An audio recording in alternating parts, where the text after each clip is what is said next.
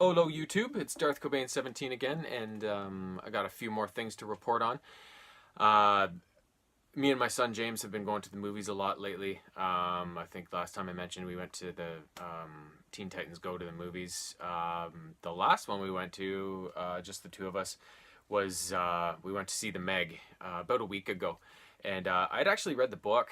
The book's been around for like years. I had no idea they were making a movie about this, about that story, and I don't know why it took so long. But anyways, the movie is here, and it's pretty awesome. So the story is it starts with this kind of opening scene in the Philippine Trench where this nuclear submarine has suffered some sort of accident, and it's lying on the ocean floor, and there's guys that need to they're stranded, the crew, and they need to be rescued. So this guy named Jonas Taylor. That's what he does for a living, as he's an underwater diver rescue guy, and he takes his team down there and gets all the people out. But as him and his last two crew members are evacuating, something starts pounding the sub from the outside, and he's forced to leave two of his friends and crewmates behind to die, and get him and everybody else out of there lest everybody die. So the hard decisions, right? So so that's something that he can't live with, and years of that sort of thing going on. So he retires, and the scene shifts forward 5 years to the open sea off the coast of China, and this massive kind of research station, which is funded by an eccentric billionaire named Jack Morris, and he's actually flying in to meet with the guy who oversees everything, Minwei Zhang, of Zhang Industries, and whose daughter Suyin also works on the station as a oceanographer, and her young daughter, his Minwei's granddaughter Mei Ying, is also kind of the kid on the station that everybody plays with and stuff.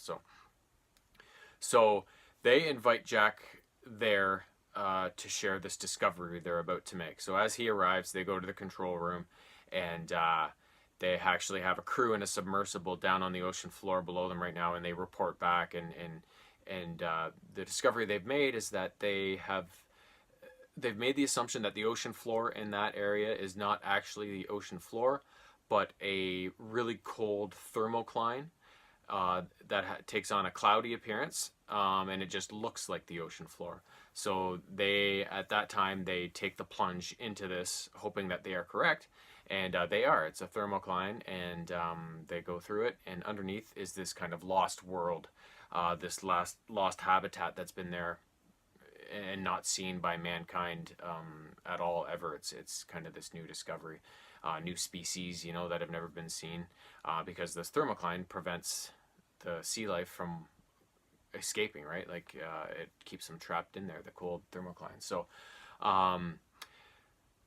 they go down there, but suddenly the submersible is attacked by something, and it goes to the ocean floor damaged, and the crew of three aboard it have 18 hours or something like that of oxygen left. So one of the guys that works for the research station, Mac, is an old friend of Jonas Taylor, and he wants to go get him to help. But the doctor on the station was actually on the mission where Jonas's last mission, where he lost his two buddies, and he thinks that he cracked up. He doesn't believe the story of something ramming the sub and blowing it up, so he doesn't want him to enlist Jonas's help. But they do in the end. They go see him, and they convince him, especially when they say that it's his ex-wife Lori who is down in the submersible, at risk of dying. So he comes to the station, and in the meantime, Suyin has gone down in her own sub to try and attempt a rescue, which just makes his job even harder. So Jonas gets there, he goes down, he is able to get things sorted out, but they do lose one of the people in the submersible in the rescue attempt to whatever this is that's attacking them. So they escape and get back up to the research station. Everybody's sad about losing the one crew member, but overall, things could have been a lot worse, right? But suddenly, though, they have a visitor, a massive shark, called a megalodon, is what was hiding down there, what was smashing things, and it's now loose. When the subs came back up through the thermocline, it disrupted it temporarily and allowed it to slip out. So now they have this massive megalodon prehistoric shark in the ocean, and it can basically just swim around and feast on, beachgoers buffets, right? So the rest of the movie is just Jonas and this crew finding a way to stop this shark from eating all of humanity. So it was an awesome movie. I've never really been a big fan of Jason Statham. Not that I don't like him or anything like that, but most of the action movies he's in aren't kind of my franchise, But I mean, I've seen him in the Fast and the Furious franchise for the last couple movies or whatever it's been, and then in this movie, and he's quickly becoming one of my new favorites. I really enjoy, his kind of action roles, and the way he does it. So that was that. The second movie we just actually, the three of us, went to, my wife, son, and I went to see yesterday at the movies, was the new Hotel Transylvania, the third one in the series, called Summer Vacation. So as it opens up, Drac and Mavis are working at the hotel, and it's super busy. And, despite Mavis coming on to work with Drac at the hotel, they seem to see each other less and less with how busy things are. So, and on top of that, Drac is lonely, and his friends are telling him he should try and meet somebody and find love. And Drac's like, you only zing once. So he's kind of against it, and he doesn't want to upset Mavis, but he is lonely. So Mavis thinks that the key to everything is to plan a vacation. So she surprises Drac by taking him and all of his friends to the Bermuda Triangle, where they are going to board a cruise. So he's against it. He doesn't want to go, but then he says fine. And then as he gets there, he's just like, I'm just going to concentrate on spending time with my family and enjoy this cruise. And whereas his friends are like, ooh, maybe you could find love on this cruise, right? So everything kind of goes okay until the captain shows up on the first night to address the cruise goers, and Drac has a zing for sure. Erica, a spunky blonde who is the captain of the ship, he falls for her hard. But what he doesn't know is that she is actually a descendant from the Van Helsing family. Oh yeah, and at the start of the movie, there's a quick little scene of Abraham Van Helsing trying to catch Drac over the years and kill him, and every time he meets with an epic fail, right? So then Erica is the great-granddaughter of this Abraham, and Abraham is actually still around through technology. He's managed to keep himself alive all these years, and he is plotting with Erica to end Drac, and that's what they plan on doing on this cruise. One of the ports they're stopping at is the lost city of Atlantis, where there is supposedly this ancient artifact which is capable of much destruction, and that's what they plan on using to finally bring about the end of Dracula. So the rest of the movie is kind of Erica trying to finish the job herself before they get to the artifact, but at the same time she kind of has feelings for Drac, and it's all this confusing mess. And in the end, it's it comes down to what's it going to be, right? Do I stick with my ways of my monster killing family, or do I go my own way and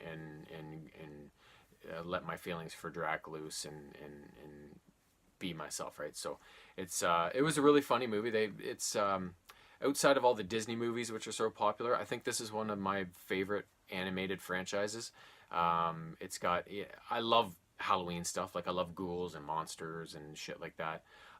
So to see an animated movie franchise, based on monsters and stuff, that's awesome. And then the stories are cool. There's always tons of humor built in.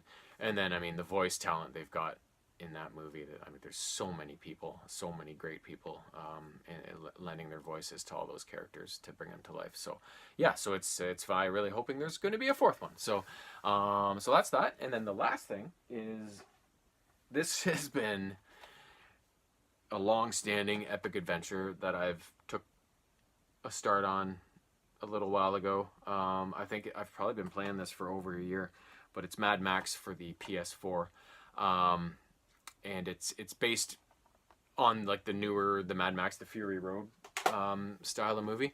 And the game opens with this scene of Max. He's trying to get to this Plains of Silence place, this apparent paradise, you know, um, where everything is this wasteland apocalypse. There's supposed to be this place you can go where it's amazing.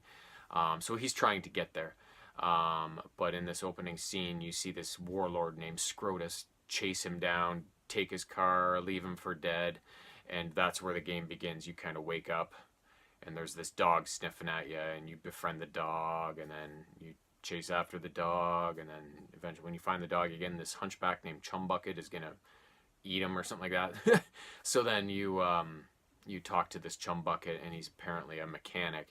And so you kind of don't really become friends with him per se, but he becomes kind of your right-hand man, and you begin building a new car.